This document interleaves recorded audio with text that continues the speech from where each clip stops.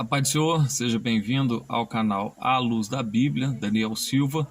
Eu quero cumprimentar você com a paz do Senhor Jesus Cristo. Lembrando aí que esse é o segundo bloco da lição de número 7. Nós vamos estar tratando hoje no segundo bloco, né? Eu fiz a proposta para os irmãos de estar dividindo em 3 partes, né? Tentar trabalhar aí com média de 20 minutos cada aula, né? Cada bloco. E hoje nós estamos na lição de número 7, que tem como título A Bíblia transforma as pessoas. E o tópico 2, ele vai dizer o seguinte: a Bíblia anula os conselhos do mundo. Vou começar já partir para a leitura, né? Do número 1 do tópico 2, a qual diz da seguinte forma: as armas da nossa milícia, ponto. Paulo esclarece aos coríntios que as armas da nossa milícia não são carnais. E nós vamos ver essa referência que foi lida também lá no texto áureo, lá em 2 Coríntios 10:4, correto? Deixa eu ler aqui, ó. 2 Coríntios 10:4. Deixa eu localizar.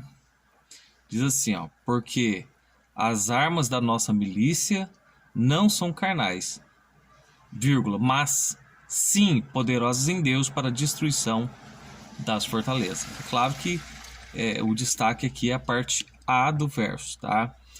Isso porque nossa luta é de ordem espiritual. As pelejas, as lutas, as dificuldades que nós passamos, ela não é somente humana, mas entendemos também pela própria Bíblia que ela é espiritual. E eu tenho como referências Efésios 6:12, que diz assim, ó: porque não temos que lutar contra a carne e o sangue, no sentido que contra pessoas, né?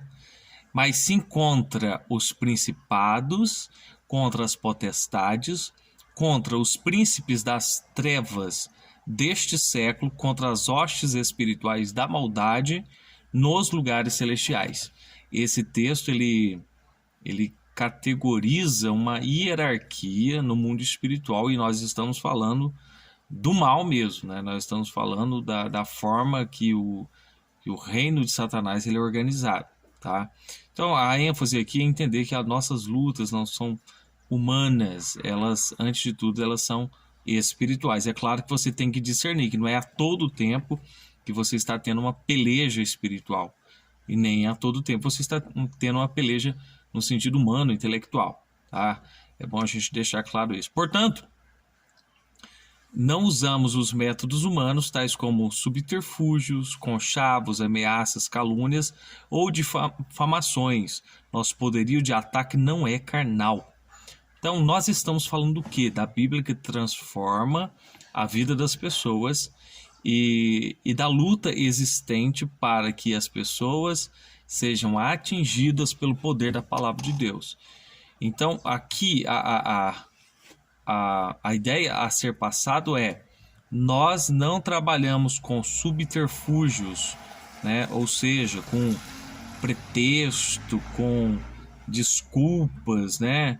Com alguma coisa desse tipo. Nós não trabalhamos com conchavos, né? Com vamos dizer assim, associar com pessoas ou com ideias para prejudicar outra pessoa. Nós não trabalhamos com isso, de acordo com a Bíblia, o que a Bíblia declara e o que nós professamos biblicamente. Não trabalhamos com ameaças, calúnias ou difamações. Nosso poderio, onde está o poder do cristão? Nosso poderio de ataque não é carnal. Nossas armas são poderosas em Deus para a destruição de fortalezas. Nós novamente recorremos a 2 Coríntios 10:4, tá? Porque as armas da nossa milícia não são carnais, mas sim poderosas em Deus para a destruição de fortaleza. O conselho bíblico é tomar toda a armadura de Deus: a verdade, a justiça, o evangelho, a fé, a salvação, a espada do Espírito e a oração perseverante. Então essa é o tópico 2, é o número 1, é a introdução para daqui a pouco a gente fazer aplicações mais objetivo, mas nós precisamos dessa introdução para entender o contexto. Primeiro, nós estamos falando que existe uma luta espiritual contra a Bíblia, contra a palavra de Deus, contra para que ela não caia, não desça ao coração dos homens, né? E prova disso, né? Até citei há pouco tempo em uma ministração, prova você pega a parábola do semeador. Você vai ver que nos sinóticos, ou seja, em Mateus, Marcos, Lucas, a sequência é a mesma. Quando a semente cai à beira do caminho, vem as aves, representando aquela ave ser Satanás, que procura tirar a palavra de Deus do coração das pessoas. Então existe uma luta para que as pessoas não compreendam, não entendam, não tenham uma absorção completa do conteúdo bíblico e do evangelho.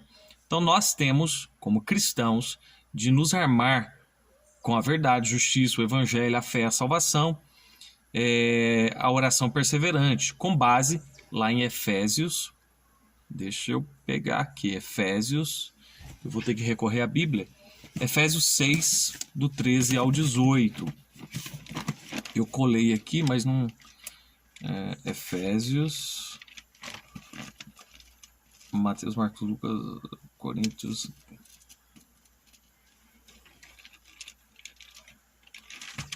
Só um minutinho, que eu estou localizando na Bíblia. Efésios, capítulo 6. Efésios 6 é um livro muito conhecido, é um texto, né, da Bíblia muito conhecido, porque ele fala das armaduras de Deus. Então eu vou além, eu vou ler a partir do 10 para nós, tá? Para entender a necessidade dessa armadura espiritual em nós, de Deus em nós. No demais, irmãos meus, fortalecei-vos no Senhor e na força do seu poder. Revestivos de toda a armadura de Deus, para que possais estar firmes contra as astutas ciladas do diabo. Porque não temos que lutar contra carne e sangue, mas sim contra os principados, contra as potestades, contra os príncipes das trevas deste século, contra as hostes espirituais da maldade nos lugares celestiais. Portanto, tomai toda a armadura de Deus para que possais resistir no dia mau e, havendo feito tudo, ficar firmes. Estai, pois, firmes, tendo cingido os vossos lombos com a verdade, e vestida a couraça da justiça, e calçado os pés na preparação do evangelho da paz, tomando sobretudo o escudo da fé, com o qual podereis apagar todos os dardos inflamados do maligno. Tomai também o capacete da salvação e a espada do Espírito, que é a palavra de Deus, orando em todo o tempo e com toda oração e súplica no Espírito, e vigiando nisso, com toda perseverança e súplica por todos os santos. Então é esse aqui, já lemos, né? Eu vou resumir a ideia que eu já li aqui no texto, mas a ideia o conselho bíblico é tomar toda a armadura de Deus, a verdade, a justiça, o evangelho, a fé, a salvação, a espada do Espírito, a oração perseverante. Há muita gente que quer resolver suas questões, primeiramente no âmbito físico, mas muitas questões que nós lutamos e pelejamos por elas, primeiro ela é resolvida no mundo espiritual. Vou dar exemplos rápidos aqui, porque para a gente não ultrapassar a proposta dos 20 minutos, tá? Exemplo rápido, nós vamos ver no Antigo Testamento, quando Josué ele estava no campo de batalha, lutava, enquanto Moisés estava com os braços estendidos em intercessão, em oração, que era o líder espiritual da nação naquela ocasião. Enquanto os seus braços abaixavam, Israel perdia a peleja. Quando Ur e Arão seguraram seus braços e mantiveram eles de pé, os braços deles, em simbolismo de autoridade, de intercessão divina, a batalha prevalecia e Josué e o exército, aquele que lutava, eles venceram. Então, o primeiro exemplo. Segundo exemplo, Daniel, profeta Daniel orando 21 dias. E de repente o anjo mensageiro, que era Gabriel, ele veio trazer a mensagem para Daniel. Porém, na órbita do mundo espiritual, no globo da terra, ele foi impedido por demônios. E aí Deus mandou que o arcanjo Miguel viesse pelejar para que os céus fossem abertos e o mensageiro, que era Gabriel, tivesse êxito e viesse trazer o recado a Daniel. E ele chegou ali e transmitiu o recado: homem muito amado, né? E a outra associação, justamente a leitura que nós fizemos. Nossa luta, na verdade, não é contra carne e sangue, mas sim contra principados, potestades, poderes das trevas nos lugares celestiais. Então existe um mundo espiritual que luta contra a vida do cristão e contra a familiaridade dele com a palavra, a associação dele com a palavra. Vamos lá, já para o número 2, do tópico 2, que nós estamos trabalhando, e tem por título A Destruição das Fortalezas. Essas fortalezas espirituais existem, mas elas podem ser destruídas. Eu recorro ao que Jesus falou para Pedro: tu és Pedro, e sobre essa pedra, né, que sou eu, que era Cristo, edificarei a minha igreja, e as portas do inferno não prevalecerão contra ela. A destruição das fortalezas. A Bíblia afirma que o mundo jaz no maligno. Isso está lá em 1 de João 5,19. O mundo jaz no maligno. O líder das forças do mal é o diabo. Por meio do espírito do erro, ele trabalha contra o reino de Deus. Então, o mundo jaz no maligno, sobre uma influência do maligno. Efésios capítulo 2 também vai dizer sobre o mentor desse mundo, né? O mentor desse mundo, que é Satanás. Aí nós vamos confirmar essas informações. Primeira Epístola de João 5,19. Sabemos que somos de Deus e que todo mundo jaz no maligno. Depois, 1 Pedro 5,8, que diz, deixa eu localizar aqui, 1 Pedro 5,8 vai dizer assim, antes vai dizer assim: humilhai-vos, porém, perante a potente mão de Deus, para que vos exalte, lançando sobre ele toda a ansiedade, porque ele tem cuidado de vós. Sede sóbrio, esse é o verso. Sede sóbrios, vigiai, porque o diabo, vosso adversário, anda em derredor, bramando como um leão, buscando a quem possa tragar, o qual resistir firmes na fé, sabendo que as mesmas aflições se cumprem entre vossos irmãos do mundo. Está aí corroborando a ideia que é transmitida aqui. E Satanás, por meio do erro, espírito de erro, ele trabalha incessantemente para confundir as pessoas, tá? Então aí nós temos 2 Tessalonicenses, deixa eu localizar aqui,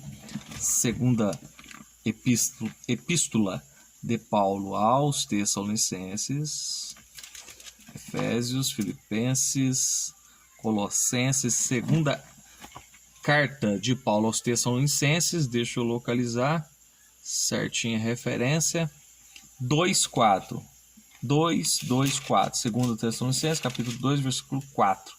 O qual quem? Satanás, né? O qual se opõe e se levanta contra tudo que se chama Deus ou se adora, de sorte que se assentará como Deus no templo de Deus, querendo parecer Deus, né? É claro que a gente não vai entrar no contexto aqui, é um contexto escatológico, mas dá para ter ideia da mentoria, da mente de Satanás aqui, né, que se opõe contra Deus. Para tanto, se opõe aos valores cristãos, dissemina o ódio, o desrespeito à vida, a corrupção, a imoralidade. Ainda outra referência dentro do mesmo livro, 2 Tessalonicenses 2, do 9 ao 11, tá? Que vai confirmar isso. A esse cuja vinda é segundo a eficácia de Satanás, com todo o poder e sinais e prodígios de mentira, e com todo o engano da injustiça, para os que perecem, porque não receberam o amor da verdade para se salvarem. Não receberam, não que não lhes foi ofertado. Por isso, Deus lhe enviará a operação do erro para que creiam na mentira. Totalmente escatológico também é um assunto, mas ele fala de parte da personalidade de ação do inimigo das nossas almas. Continuando aqui no tópico de número 2, nós vamos ter aqui, contudo, o poder de Deus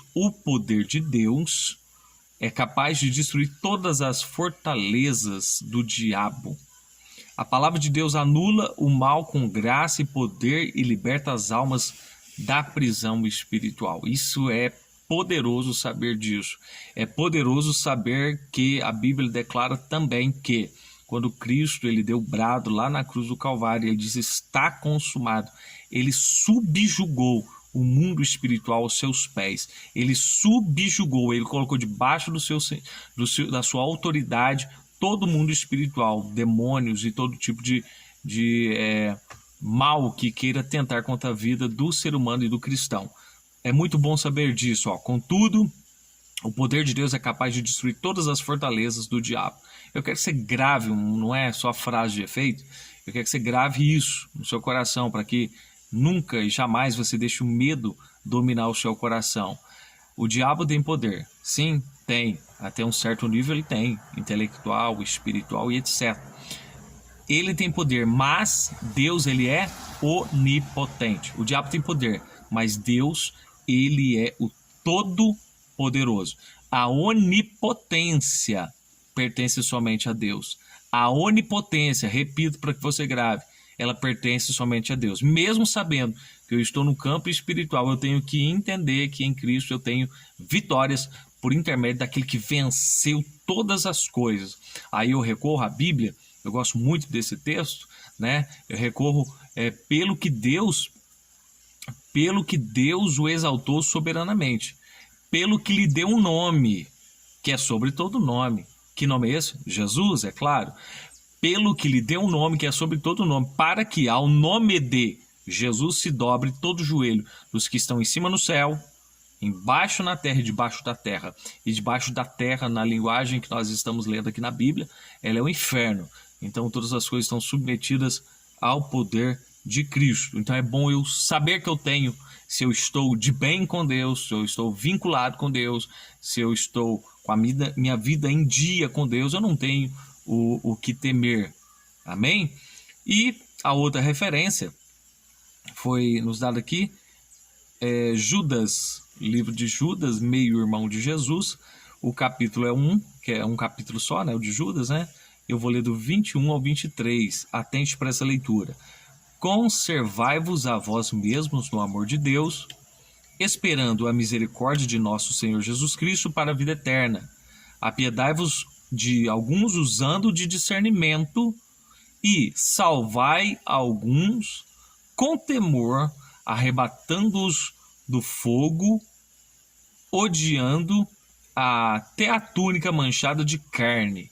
Tá? Então, arrebate do fogo, mas odiando a túnica manchada de carne significa salve as pessoas, mas não viva o pecado delas, em outras palavras. Número 3, né, para a gente já partir para a finalização aqui do segundo bloco da lição de número 7. Nós estamos tratando aqui o tópico de número 2. A destruição de falsos argumentos. A Escritura diz que o poder de Deus também destrói conselhos. Isso está em 2 Coríntios, capítulo 10, o verso é o 5. Preste atenção. A palavra de Deus destrói conselhos. Que conselhos? Nós não estamos falando de bons conselhos. Bons conselhos não precisam ser destruídos, mas maus conselhos precisam ser destruídos. Paulo, escrevendo a Tito, ele diz que convém que guarde-se a palavra no coração, exercite ela e tape a boca da ignorância. Tá? Não estamos falando de violência aqui, mas a exposição da palavra bem aplicada e explicada no poder de Deus, ela tapa a boca da nossa própria ignorância. Aquilo que não sabíamos, aquilo que tínhamos dúvida, aquilo que interpretava errado. Ela tira de nós a nossa ignorância. E aí, como eu disse, 10:5 de 2 Coríntios, destruindo argumentos e toda altivez que se levanta contra o conhecimento de Deus. Então, existe argumentos e existe altivez, né? Arrogâncias, palavras que se levantam contra o próprio conhecimento de Deus e levando cativo todo o entendimento à obediência de Cristo.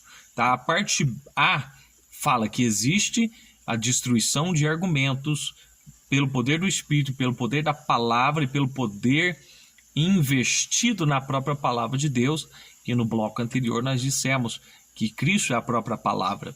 E aí diz, levando cativo todo entendimento à obediência de Cristo. Em suma, o que o texto está dizendo aqui? Está dizendo que o poder da palavra de Deus, o poder de Cristo, as armas da nossa milícia, as armas que Cristo nos dá por intermédio da sua palavra, ela é poderosa para destruir fortalezas de Satanás, para destruir os argumentos, para destruir a altivez, tirar a altivez do coração de uma pessoa e pegar a mente dela.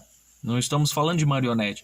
Levar ela a um convencimento e levar a mente dela cativa ao conhecimento de Deus. E isso é libertador. Por que é libertador? Imagino que a vida toda nós, de repente, você e eu, cremos em algo que era totalmente contra Deus e a gente pensava que aquilo era correto, mas de repente, exposto mediante a luz da palavra, o lume da palavra, o poder da palavra, nós somos libertados. A Bíblia diz no livro de Provérbios, o conhecimento te liberta.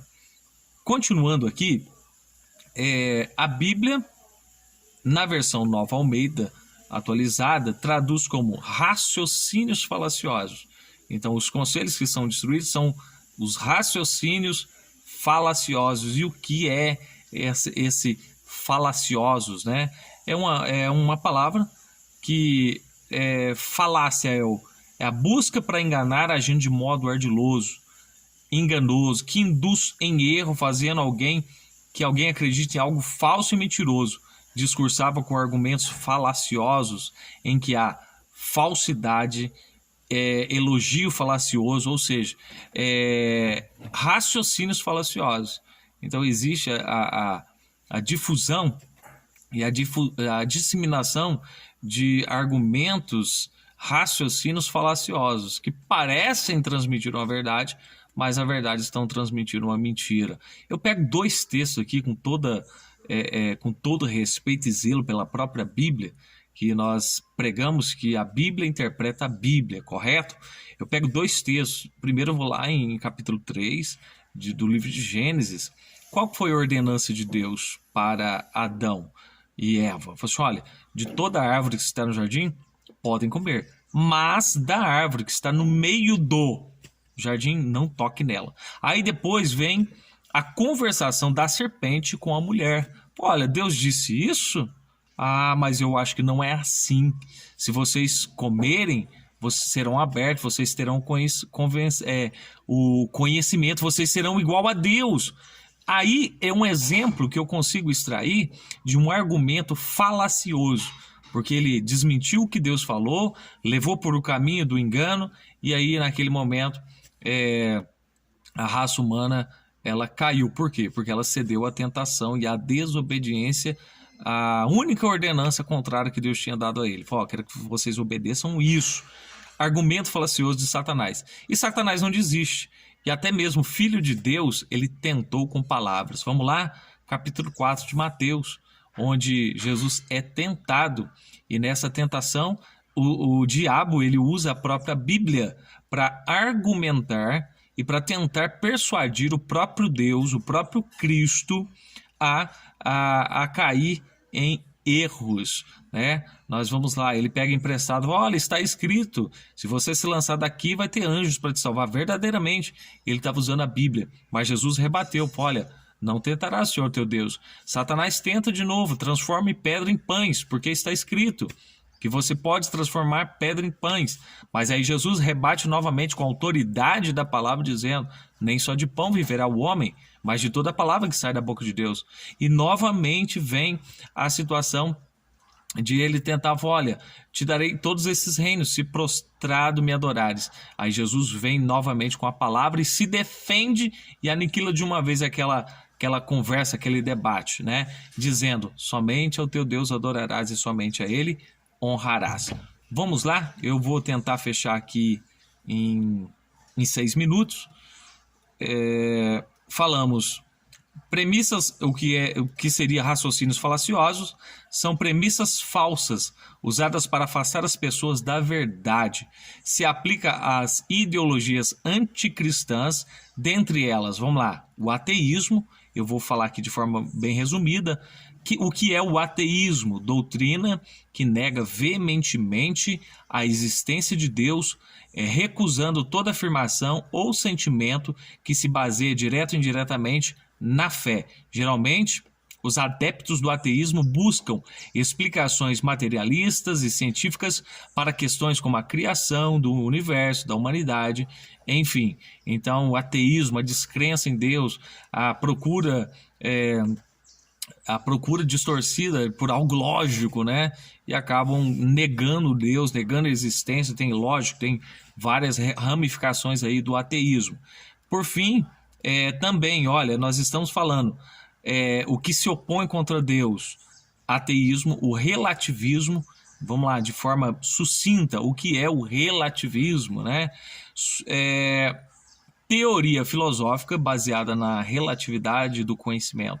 A filosofia kantiana é um relativismo, doutrina segundo a qual tal ideia e tal fato depende das condições no meio do tempo com as quais varia, né? Ou seja, é a mesma coisa de você falar uma verdade bíblica para alguém ou julgar à luz da Bíblia uma prática que vai contra a Bíblia Sagrada e a pessoa apresentar, não, mas isso é relativo, depende do ponto de vista, né? A Bíblia não negocia isso, mas nós estamos falando de atentados contra a palavra de Deus.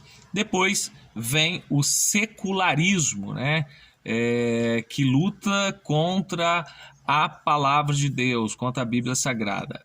Sistema que não assume a influência da religião no destino dos homens. Sistema político que separa a religião do Estado e das instituições governamentais. Doutrinas de acordo com a qual os elementos religiosos devem ser excluídos. Elementos religiosos devem ser excluídos de ambientes escolares ou públicos. Sistema ético que não aceita a influência da fé ou da devoção religiosa, pautando-se somente em fatos ou experiências resultantes. Então, o secularismo, ele quer anular Deus e a influência de Deus da vida das pessoas no seu cotidiano. Depois, o marxismo, né, que eu vou só falar da doutrina do marxismo, nós não vamos entrar em aprofundadamente, mas diz aqui, teoria filosófica, política, econômica, criada por Karl Marx, em 1818, 1883, explica as modificações do desenvolvimento da sociedade resultantes da oposição e do confronto entre classes sociais, sendo seu conteúdo uma crítica ao sistema capitalista, usando como fundamento para alguns ideais socialistas, materialismo e dialético. Só que isso vai contra Deus, porque a doutrina marxista, além dele ser um ateísta, né, ele prega o conflito entre as classes. Eu vou resumir aqui, uma ideologia carregada de pressupostos anticristãos. No marxismo, não existe o conceito de pecado como rebeldia e revolta contra Deus. Então, não existe pecado. O marxismo prega isso, né? O pecado é a causa de todos os males sociais, nós sabemos disso pela Bíblia, que leva o homem a ter um coração sem Deus e cheio de ódio.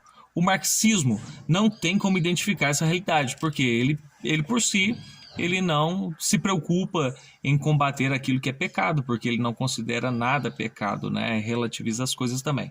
O marxismo tem como ideal de um ateu que se resume à briga das classes, a luta pelo poder e o domínio dos poderosos, usando toda a máquina política sobre os fracos, né? E outra coisa, nunca funcionou em todo o mundo, nunca funcionou. Não dá para juntar as ideias marxistas com o que se prega no cristianismo, né? Tá falando que a classe dominante, né, entra em conflito, enfim, né? E dentre outras influências aí no chamado tal de feminismo. E para concluir, o marxismo e suas heresias que contradizem a mensagem da cruz. O método cristão para anular esses sofismas é a persuasão por meio da palavra de Deus. E conhecereis a verdade, e a verdade vos libertará. E e a verdade vos libertará. E agora nós vamos partir aí para o número 4. Entendemos em questões ideológicas o tamanho que é essa luta contra a palavra de Deus. Agora nós falamos das armas da milícia, que são poderosas em Deus para destruição de fortaleza. Nós falamos da destruição de fortalezas. Nós falamos dos falsos argumentos, né? Dos falsos argumentos existentes. Agora, por fim, nós vamos falar sobre a destruição de toda altivez, que é o número 4. O poder do Altíssimo igualmente aniquila toda altivez que se levanta contra o conhecimento de Deus. Nós vamos pegar como referência 2 Coríntios, capítulo 10, verso de número 5. Destruindo argumentos e toda altivez que se levanta contra o conhecimento de Deus e levando cativo todo entendimento à obediência de Cristo. Altivez se refere a toda conduta que serve de oposição para fé em Deus. Isso nós vamos ver, referência de 2 Timóteo 3, verso 8. Deixa eu ler aqui. 2 Timóteo 3, 8. Eu vou ter que recorrer à Bíblia. 2 Timóteo. Amém? Nós estamos finalizando. 2 Timóteo 3. Segunda Epístola de Paulo a Timóteo, capítulo 2, versículo de número 3. 2 Timóteo, localizei já a epístola. 2 Timóteo 2, 3 diz assim. Deixa eu confirmar se é isso mesmo. Segunda Epístola de Timóteo 3, verso 8. Lembra-te de que Jesus Cristo, que é da descendência de Davi, ressuscitou dos mortos segundo o meu evangelho. Pregação do evangelho. Jesus ressuscitou dos mortos e é essa mensagem que nós pregamos. Aqui está incluso, entre outros, rebeldia, orgulho, jactância e as demais vaidades humanas. Satanás é quem atua na mente das pessoas e as mantém afastadas de Deus. Olha, Satanás atua na mente das pessoas e as mantém afastadas de Deus. Diz assim o texto, 2 Coríntios 4. Antes, rejeitamos as coisas que, por vergonha, se ocultam, não andando com astúcia nem falsificando a palavra de Deus. E assim nos recomendamos a consciência de todo homem na presença de Deus. Paulo se recomendava aos irmãos, porque ele tinha uma referência em Deus. Tá, e ele continua. Pela manifestação da verdade. Mas se ainda o nosso evangelho está encoberto, para os que se perdem está encoberto. Nos quais o Deus, com letra minúscula, deste século, cegou o entendimento dos incrédulos, para que lhes não resplandeça a luz do evangelho da glória de Cristo, que é a imagem de Deus. Então Satanás luta para que fique obscuro o esclarecimento acerca da palavra de Deus ao coração do homem, para que ele não seja salvo, porque o diabo não deseja o bem de ninguém. Aqui, Satanás é quem atua na mente das pessoas e as mantém afastadas de Deus. 2 Coríntios 4, 2 ao 4, nós acabamos de ler.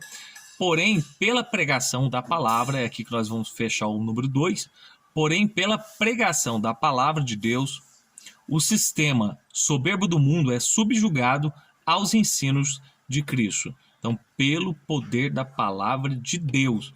E quando nós falamos o poder da palavra de Deus, não é só na ministração bíblica, pregação evangélica. O uso do poder da palavra de Deus na sua vida, na sua família, pode trazer grandes transformações e libertar mentes cativas a Satanás e trazê-las ao senhorio de Jesus Cristo. E o que Deus quer para as nossas vidas? Sempre o melhor, desde a salvação e até mesmo a paz, a alegria, a libertação da depressão, enfim, todas as coisas. Então é melhor que a minha mente, o meu coração seja cheio da palavra de Deus e com isso, sem dúvida nenhuma, eu terei resultados referentes àquilo que a palavra de Deus pode proporcionar para a minha vida. Amém? Vamos lá? Vamos lá para a síntese do tópico 2 e finalizar essa aula aí. Vocês me perdoam, né? A proposta era 20 minutos, mas tem muito argumento, tem muita riqueza de argumento aqui e a gente acabou ultrapassando mais 50%, tá? Síntese do tópico 2. Nossas armas são poderosas em Deus para derrubar as fortalezas do diabo, os falsos argumentos e toda altivez humana. Amém?